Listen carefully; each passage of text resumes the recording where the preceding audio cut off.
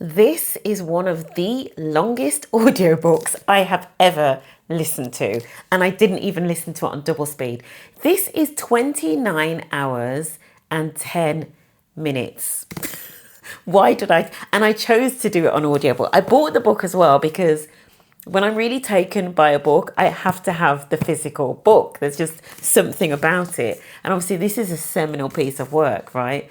But it's 29 hours and 10 minutes. So why did I pick it up? So here's the thing. I had read Dreams from My Father, which, what year did he write that book? I wish I'd researched that before I press record. I'm gonna have a guess. No, I'm not gonna have a guess. Anyway, I'd read Dreams from My Father, which if you haven't read it, I'd actually recommend you go back and check that one out. I did have that physical book, but it got given away in the declutter. But it's where he talks actually about his heritage. And this is way before he was running for president and all of that. It's a really good book actually. He talks about going back to his homeland and all of those kinds of things. Anyway, so I had read that many years before, and I really loved it. Loved his writing. He's actually a really good writer in my view. So loved his writing. I loved the fact that he's a voracious reader. This is one of the things that also came out of me reading Michelle Obama's book. She talks about Barack being a voracious reader. I think he was from quite a very young age. So I love that about him. And, this series may or may not be called The Voracious Reader. AI is convinced it needs to be called The Voracious Reader. So that really stayed with me about Barack Obama. He loves to read, and obviously, he'd written a couple of books before this one. So A Promised Land is obviously, for anybody that doesn't know, I don't know how you couldn't know if you're watching this, but A Promised Land is the book that Barack Obama wrote after his time in the White House. It is supposed to be the first of two books. I haven't heard anything about the second book. Maybe I'm just out of the loop. If you know anything about the second book, put it in the comments. When is the second book coming out? I know the other thing I know actually from reading, I can't remember whether from reading Dreams from My Father or from Michelle Obama's book, but he procrastinates when he's writing. So that's maybe why we haven't yet had the second book. But this really is incredible. Look at how big it is. That's probably why it was 29 hours and 10 minutes of audio.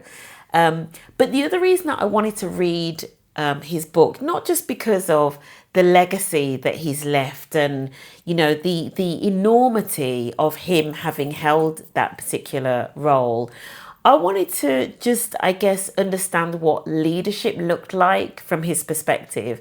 And actually, I do quite like biographies for that reason. So I'm not massive on fiction. Obviously, I read some for holiday. I used to read a little bit more fiction for book clubs and, for winding down on holiday. But for a lot of the time, for the last sort of 20 years or so, a lot of my reading has been non-fiction, business books or health books or that type of thing. But the closest thing to fiction that I read is biographies, because I think that they hold a lot of lessons in them, and the lessons are there for you in the stories of that person's life, right? They're not basically saying, lesson number one is do this, but they're just telling you their lives. So these people that have achieved incredible things are basically telling you their lives, and then the lessons are in them. So I thought just want to see the lessons that come out of his life in terms of leadership. And so that was one of the reasons that I also wanted to read his book.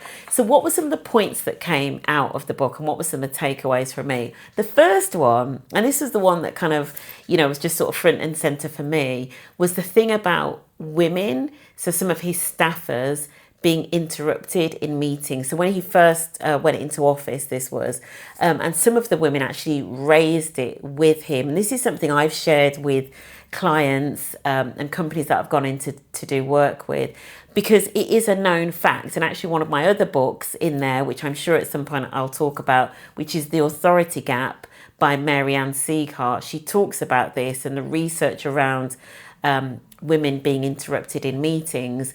Anyway, some of the women raised it with him. So he talks a little bit about this in the book. And I can't remember whether it's in the book, whether it's in his book, or whether it's in Marianne Sieghart's book. But what happened was a strategy, I guess, that came out of it called amplification, where the women started to amplify each other's voices in these meetings, and would credit each other. So, for example, if somebody had said something and they got interrupted, another woman would speak up and say, oh, I think, Mary was just making this point here about X, Y, and Z.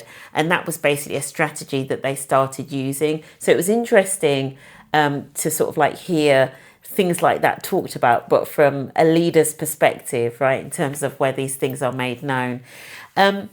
The other thing that I liked about his leadership style and that I wanted to get into was the fact that he didn't deliberately surround himself with yes men, which, in the world of politics, you don't have to be political. This is just a study in leadership and how things get done. That's not an easy road to go down, and it can lead to what then appears to be ineffectiveness, an inability to get things done, being very slow in terms of pace because you're being held back because there are like different perspectives and conflicting views as to what should be done. So I thought that for me was very interesting in terms of understanding, why did he do that? What did it mean in terms of pace of change, etc. And I think it's the one learning sometimes that we can take in terms of having different views and different perspectives. That is great.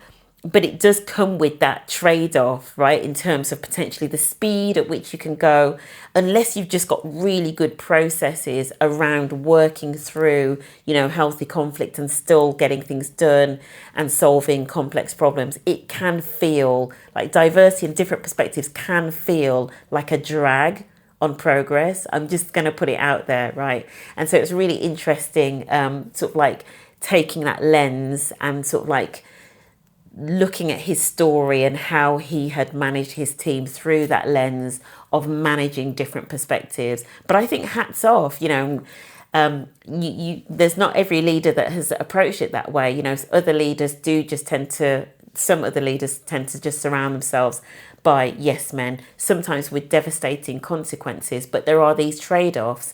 And so one of the trade-offs, rightly or wrongly, a lot of people say that Barack Obama didn't actually achieve very much. Now, I'm not here to judge whether or not he did, right? But one of the things actually that I sometimes say to employee networks, so if I've worked with you in that capacity, you may have heard me say this, there's something about getting focus around maybe the one or two or three things that you're going to do, especially if you're going about it in that sort of way, as in you're trying to be quite considered and taking into account this view and that view and that view.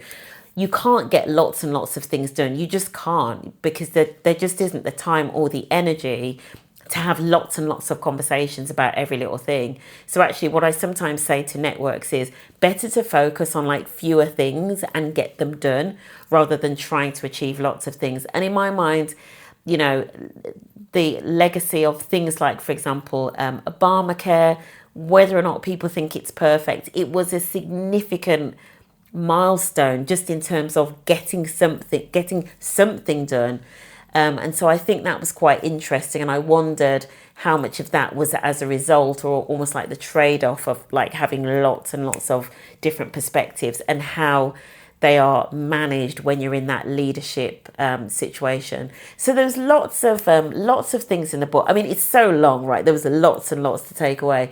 The other thing that was actually quite gripping in terms of listening to was the whole thing of where they went into Afghanistan and caught bin Laden. Was he in Afghanistan or was he in Pakistan? I can't remember. I'm going to say maybe he was in a compound in Pakistan, actually, thinking about it, but I could be wrong.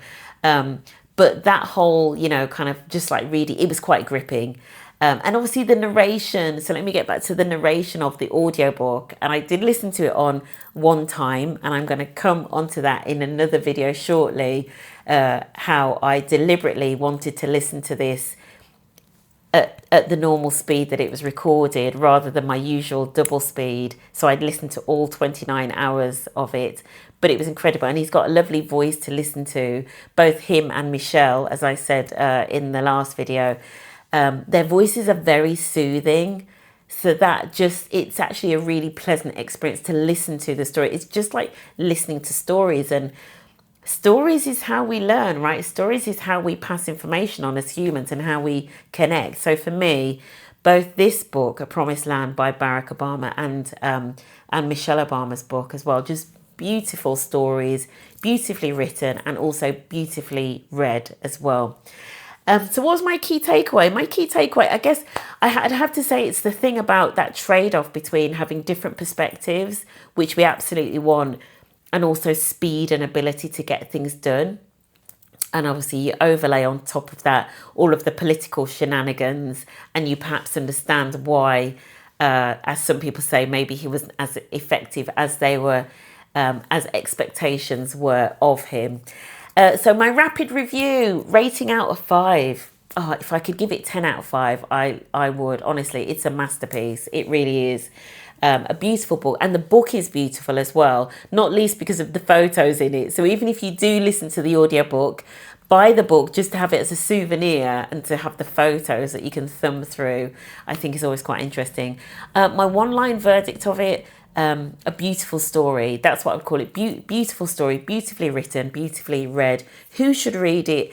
Anybody that wants to get like leadership lessons when you want to operate in a more collaborative style, that's who I would recommend this for. Who shouldn't read it? If the politics is going to be a barrier for you, then avoid it. That's just the reality. Audiobook, physical book, or both. Obviously, I have both, so I'm going to tell you to invest in both. This is a seminal piece of work, right? They've literally just opened an Obama Center, I think, right, in Chicago. This is a seminal piece of work, and that's one of the reasons I bought it. And I do have some of these biographies of individuals who have had a significant impact on culture in terms of biographies, and I'm probably going to go into that in another video. But two of the others, right? Steve Jobs is one, so the Walter Isaacson biography, and the second one is another biography by Walter Isaacson, and I'm not going to say the name of who it is, but I'm sure you can guess. But maybe in another video I will get into the biographies. So that's it. So just in the comments, let me know what's been your favourite biography. If you're a fan of biographies, what has your favourite biography been? If you're not a fan of biographies, whose biography would you love to read if you could, or see a film of? I'm just really interested in which famous person would you like to read their biography, or have you read the biography, and which one would you recommend? Okay, that is it. That's my take. Let me know yours.